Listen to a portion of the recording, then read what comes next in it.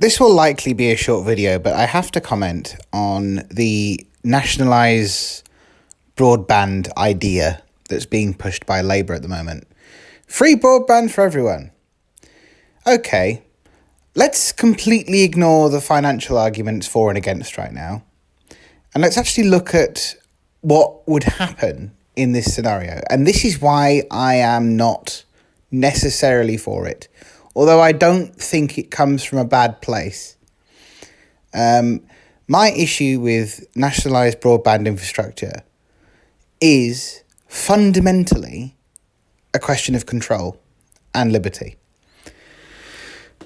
Whatever the intentions might be, there is nothing to stop a government, whichever government is in power, from clamping down very easily on a nationalised internet system. When it isn't nationalised, of course a government can still do this, but it takes a lot of effort. You have to go through the courts. There is quite a lot of scrutiny over it. If the state controls the broadband, there is less pushback from the system itself over control of what we see online. My main issue, and there's a YouTuber who I follow who I disagree with quite a few of the things he says, but I do like his takes. I think he's an interesting guy, the Britisher. He's always talking about this, and I think he's right. There's a culture in politics and in sort of social discourse at the moment of trying to identify harms on the internet. And it's that word, the word harmful. What does harmful actually mean? Who gets to decide what harmful is? And there's been a lot of talk from both Labour and certain sections of the Conservative Party of trying to block harmful content or trying to suppress harmful content on the internet. But again, it's not that I don't think people are necessarily coming from a bad place on this. I don't even necessarily think people have the worst of intentions.